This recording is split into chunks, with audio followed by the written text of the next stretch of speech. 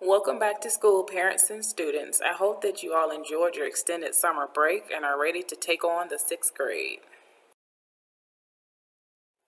In today's presentation, we're going to be talking about just an introduction of myself as your sixth grade teacher, just so you can get to know a little bit about me. We're also going to be talking about COVID-19 class expectations, more so our classroom operations, okay, and how we're going to stay safe during this pandemic, all right? Then we're going to discuss student expectations in regards to classroom management, and we're going to discuss the SCA 2020 because we have so many new and fascinating activities and clubs for the school. I'm going to go over a little bit of the facts of SCA for all of our new students as well as returning students, and we're going to discuss the parent-teacher conferences and how you can contact me. So let's go ahead and take a look. Before I get started with the presentation, I just wanted to share a verse that really sticks to me and is very near and dear to my heart that I love to share with my students. It's from 1 Timothy 4:12. It says, "Don't let anyone look down on you because you are young, but set an example for the believers in speech, in conduct, in love, in faith, and in purity." Introduction. Who is Ms. Stirks? The question that all new students as well as returning students would like to know. My family's history originated in Freeport, Bahamas. I was born and raised in Jacksonville, Florida. I graduated from the University of Central Florida, Go Knights, where I went on and became a speech-language pathologist and later provided therapy and co-taught with teachers for the Duval County Public School System. This is my second year teaching at Seacoast Christian Academy. I have a beautiful and very intelligent daughter named Naomi. I am an avid lover of biological and physical sciences. And if I could eat chocolate and gummy bears for breakfast and dinner each day, you guys, believe me, I would. I strongly believe that God prepared me for a career such as this before I was born, to be honest. Each moment spent preparing today's youth for tomorrow's challenges brings me a feeling of gratitude. I love to cook all types of Caribbean cuisines for my family and friends, and I enjoy providing community service with my sorority and local church. 2. COVID-19 classroom expectations.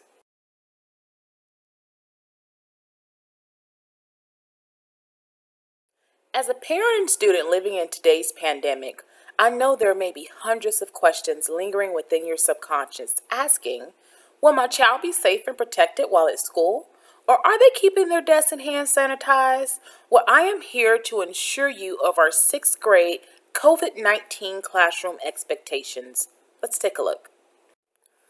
So, to ensure the safety of your students, to make sure that they are safe and well kept within my classroom during this pandemic, I have created my top 8 rules to follow during COVID.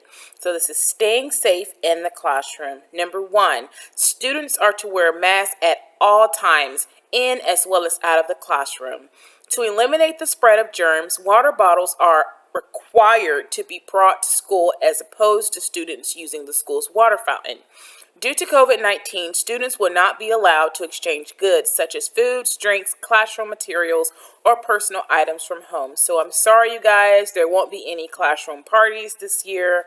It just cannot happen. We have to protect one another as well as ourselves. Students are prohibited to attend any recreational or recess activities outside of their designated classroom recess schedule. Once available, desk guards will be placed on each desk to protect students, teachers, and SCA staff members. Desks will be spaced 3 to 6 feet apart when feasible in order to ensure compliance with SCA and the CDC guidelines. Sanitizing stations will be located throughout the classroom. Students will be required to sanitize their desks and hands before entry into and out of the classroom. Students are required to remain seated at all times at their desks unless authorized by teacher or administration staff to navigate throughout the classroom. School cleaning and sanitation will be completed throughout the day, and deep cleaning will be bi-weekly. Social distancing practices will be followed in common areas such as the cafeteria and chapel. Staff and students will be health screened upon entry to school. Anyone with a fever greater than 100.4 will be sent home. So parents, to save you guys some time, Please, I would advise you guys to check your child's temperature before they leave home so that it will save you not only gas of having to drive to school and then finding out that your child is running a fever, but it's probably best that you check your child before they leave home to ensure that they're being safe and well kept and to make sure that anyone at the school does not come in contact with the person who is running the fever. 3. Student expectations.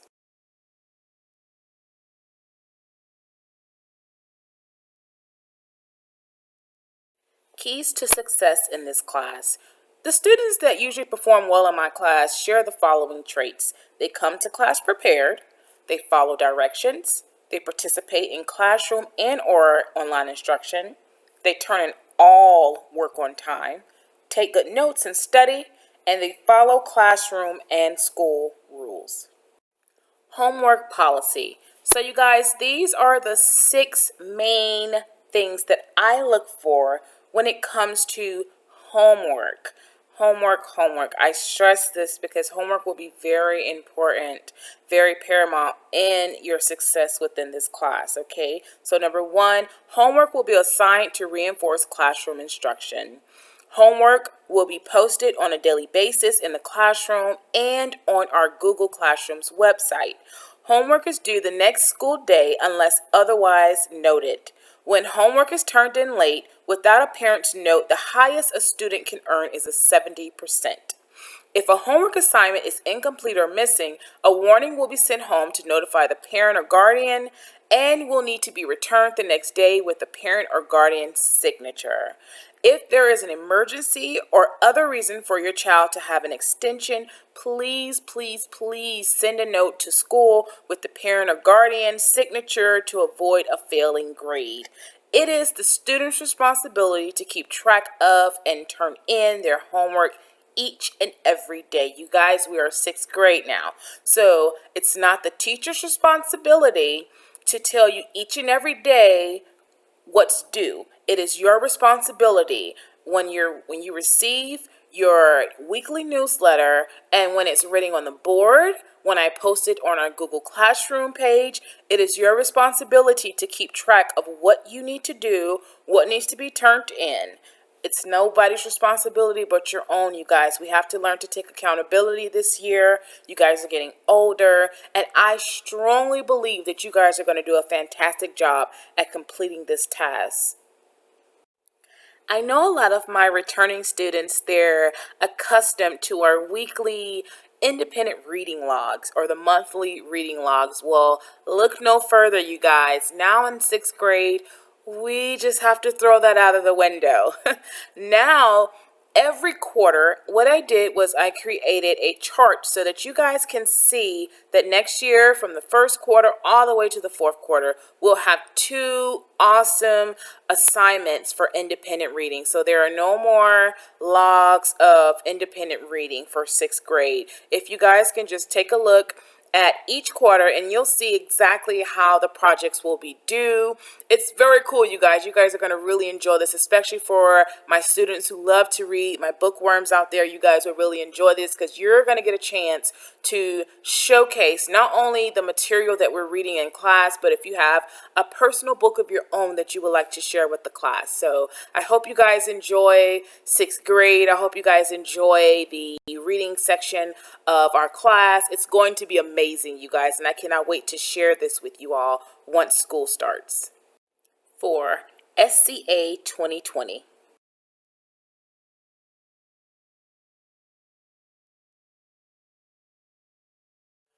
This year, we're going to have a lot of amazing clubs and activities that are going to be added to our repertoire for the elementary schools, such as culinary, dance. We're going to have a new computer class, 3D printers for the elementary, middle, and high school, and that's just to name a few, you guys. So school hours are 8 o'clock to 3 p.m.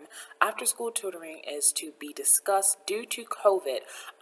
Last year, everyone knows that I was the teacher that would keep my door open for all students, whoever needed needed tutoring, you didn't have to ask your parents or sign up. My door was open to anyone who needed help. However, due to COVID, for the protection of the students and staff, that will be to be discussed throughout the school year. However, Zoom, I will be open to Zoom tutoring if the students need it, or if the parents would sign, stating or send a letter or speak to me personally stating that, if their student would take away their recess and I would tutor them during that time. That would be fine. But that's something that we will work on a case-by-case basis. As far as teacher-parent conferences, Zoom and virtual meetings are available for parents and guardians. So if you do not feel comfortable meeting in person, Zoom is you're more than welcome to use that as well.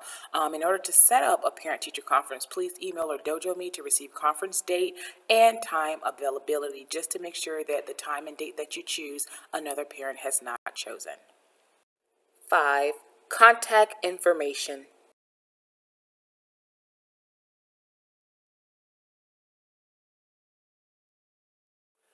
Parents are asked to utilize Dojo in order to contact me during office hours or school hours. If you need to speak with me, please call the front office or call my personal number between after school hours of around 3 to 4 p.m., after which calls will be returned during the next day. If you were to look on the right side, you'll see the school contact numbers. If you have any questions for administration or if you're trying to contact a faculty member, please contact that number of 904-722-1738. And if you look down to the bottom, you'll see the means in which you can contact me. Dojo, the daily messenger, will probably be the best route for parents to take if you want an immediate response as soon as I'm done teaching the kiddos, or if I've given them an assignment and it's like a 911 situation and you need to contact me, then I don't mind the Dojo. That'll be great if you guys would like to have an immediate or during the school day message. I would message you guys back once I'm free and have my lunch break. You can contact me on my cell number or email me, whatever makes you comfortable. You can utilize it after school hours. Normally, I do not respond to my cell number, but if you would love to reach me on Dojo and email, I will respond as soon as possible. Thank you. Well, you guys, my presentation is over. I just want to take the time to thank each and every one of you guys for just listening to what I have to say in regards to what the expectations are for the 2020-2021 sixth grade school year. I cannot wait to meet you all. I am so ecstatic. I am counting down the days till I see the faces of all of my amazing students, whether it's in class or virtual. If you have any questions or concerns, please contact me through cell or email if you receive this before the dojo is set up before school start. I wish you all the best. Please stay safe out there, and God bless.